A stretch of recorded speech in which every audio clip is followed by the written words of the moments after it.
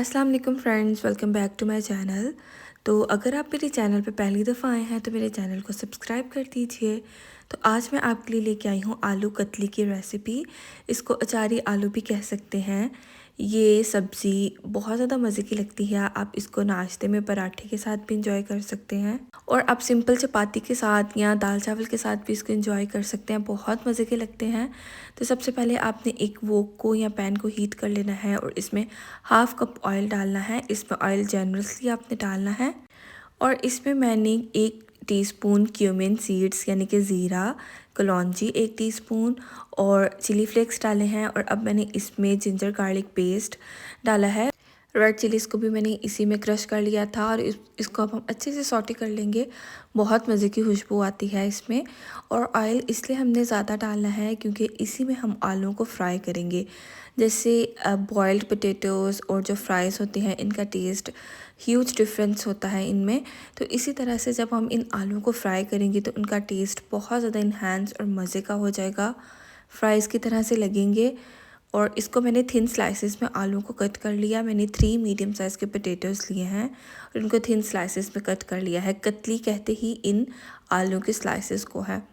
और इस तरह से अच्छे से मिक्स कर लेना है और इनको फ्राई कर लेना है जब तक कि इनका कलर चेंज नहीं हो जाता। तो जब तक ये फ्राई होते हैं तब तक आप मेरे चैनल को सब्सक्राइब कर लीजिए for more such content in easy recipes. ये बहुत ही ज़्यादा क्विक बनने वाली रेसिपी है। अगर आपको नाश्ते में कुछ समझ में नहीं आ रही तो आप इसको पराठे के साथ जल्दी से प्रिपेयर कर सकते हैं। बहुत ही ईजी और क्विक बनने वाली रेसिपी है। आफ्टर 2 to 3 मिनट्स हमने हाई फ्लेम पे इनको फ्राई कर लेना है। ये देखिए इस तरह से इनका कलर चेंज हो जाएगा।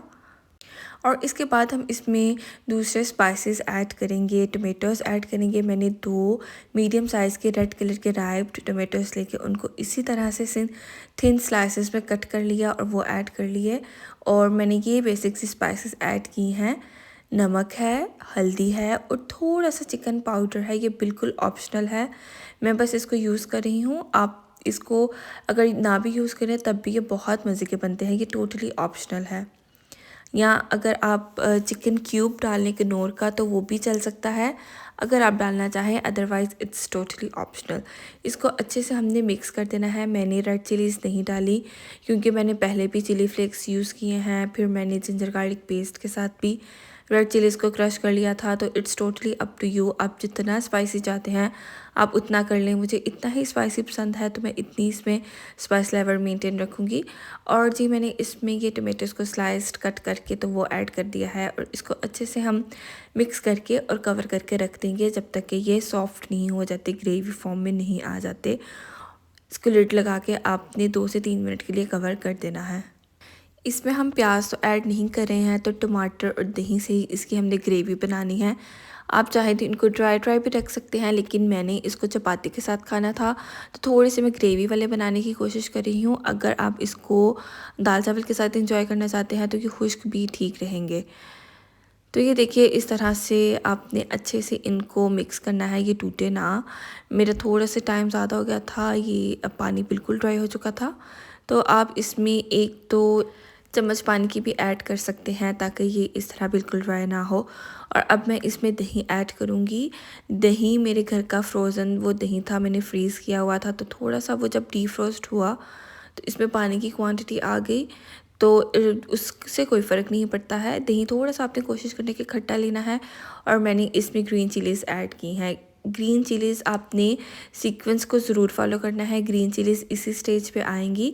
दही और ग्रीन चिलीज़ को आप आगे पीछे कर सकते हैं क्योंकि हमने दही में इसकी भुनाई करनी है। और ग्रीन चिलीज़ की खुशबू और फ्लेवर अब डालेंगे तो मज़े का लगेगा। पहले तो उन्होंने पक जाना था और वो खुशबू नहीं आनी थी, तो हमने इसी स्टेज पे ग्रीन चिलीज़ को ऐड करना है। और अच्छे से अब मैं दही मिक्स कर रही हूँ। दही थोड़ा सा पानी वाला है क्योंकि मैंने आपको बताया है डीफ्रोस्ट होके थोड़ा सा इसमें पानी की क्वांटिटी ज़्यादा हो गई है। तो पानी में दही, पानी वाला ही दही से ही हमने वो ही डाल दिया और इसको अब हम भून लेंगे और बहुत मज़े की हमारी आलू कतलियाँ, अचारी आलू रेडी हैं। आप इसको ट्राई कीजिएगा और मेरे साथ फीडबैक ज़रूर शेयर कीजिएगा। ये बहुत मज़े के बनते हैं और अच्छे तरीके से इनकी बुनाई कर लीजिए और एंड पे आपने ग्रीन कोरिएंडर के साथ गार्निशिंग कर लेनी है और साथ में आपने सूखा धनिया जो होता है उसको भी क्रश करके आपने ऐड करना है। उसकी भी खुशबू मज़े की लगती है। आपने हाई फ्लेम पे दही की अच्छे तरीके से बुनाई कर लेनी है, पानी बिल्कुल ड्राई कर लेना है।